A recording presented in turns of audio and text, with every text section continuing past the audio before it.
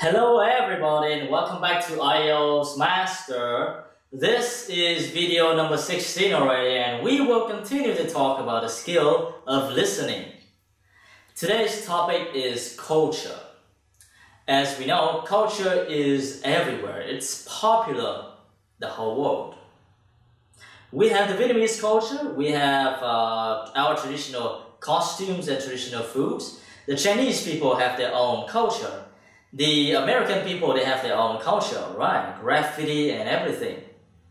So, culture, what is it that we're going to be listening about? Well, we will wait and the secret will be revealed when the listening recording starts. But in terms of content, today we will take a look at the skill of note completion. Note completion is also popular in the IELTS. In the IELTS, you see, you don't not just have to complete a table, complete a flowchart, complete a form, but you also have to complete notes. Do you take notes when you go to college? Well, I think you do. Taking notes is very popular. However, here we are listening to other people lecturing, and we have to take notes on a pre-printed paper, which sometimes can be a little annoying. But never mind, we will walk our way through it. Alright? Note completion. Now I would like you to take a look at this note. Very short. It's about culture and society. Study it for a while before we start discussing.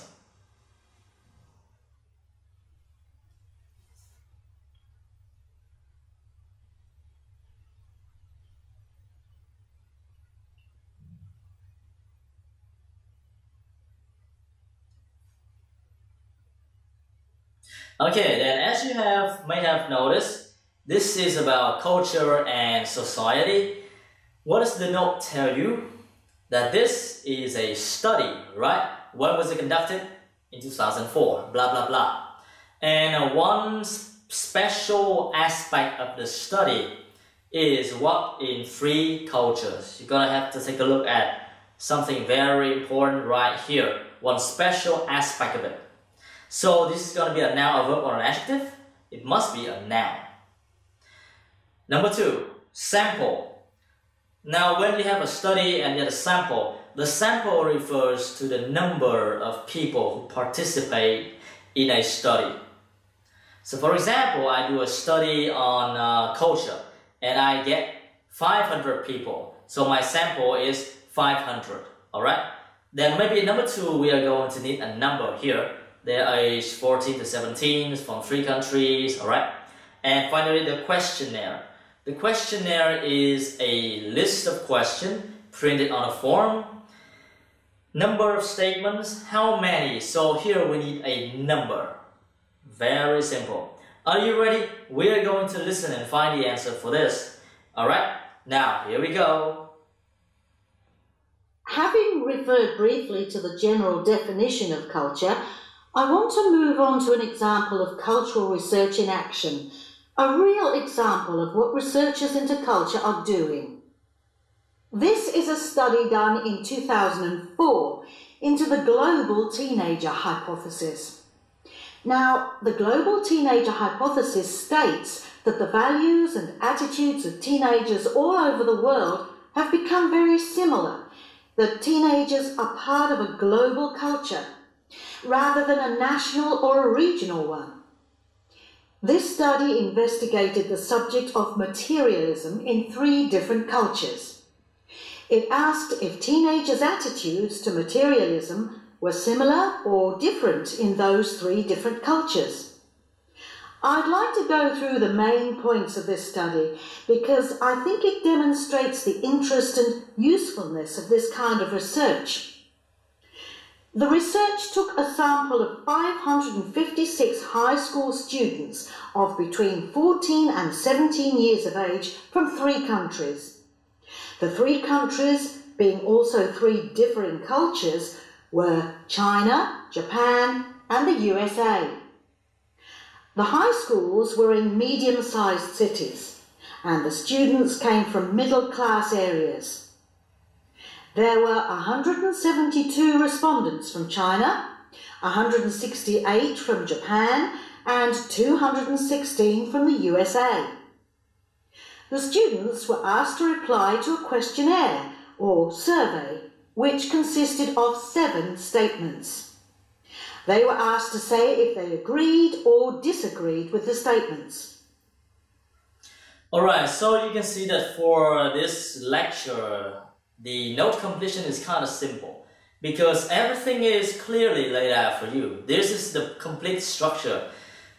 The year, the focus, the question, and the special aspect, how many numbers, how many students there are, the age, the countries, and number of statements. Everything is all clear.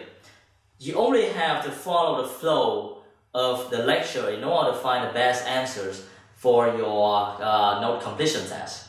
Now, let's do another one. This is the continuation of the previous lecture, but it's longer. You have questions from 4 to 10. Let's take a look for some seconds first.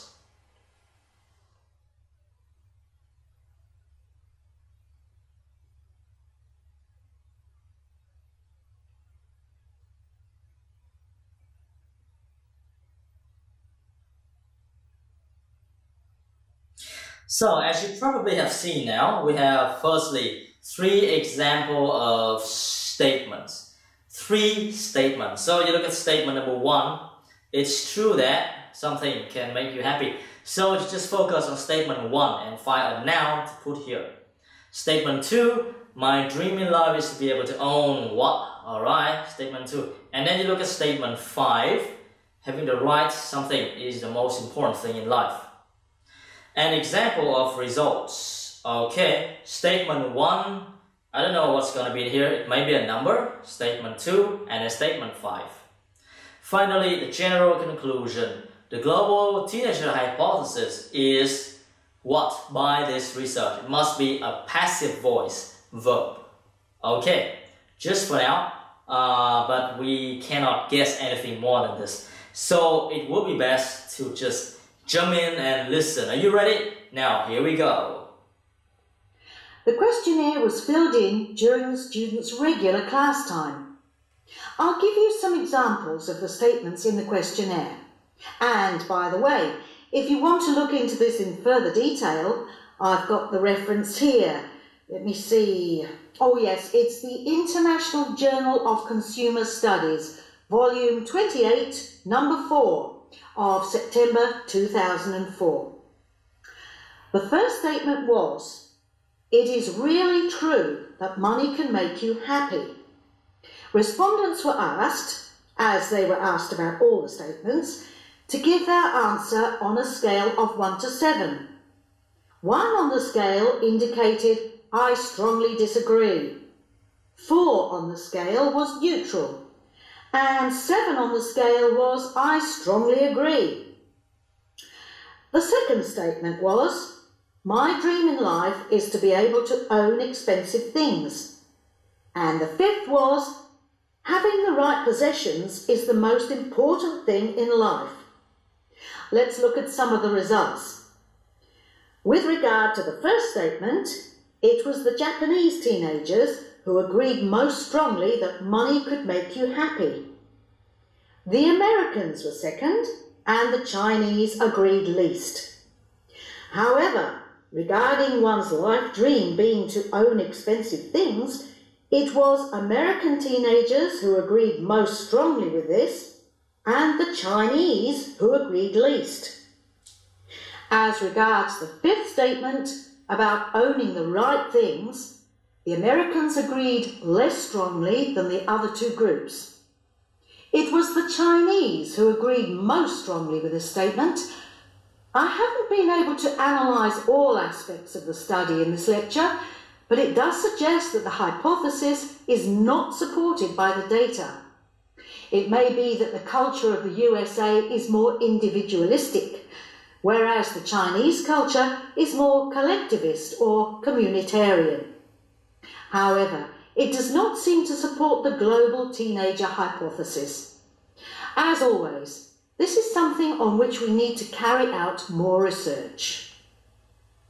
So this is one example of note completion, and here we have very long notes, but basically it's kind of very easy because you have a very clear structure to follow from top to bottom, and there's no reason why you're not going to score high in this. Alright?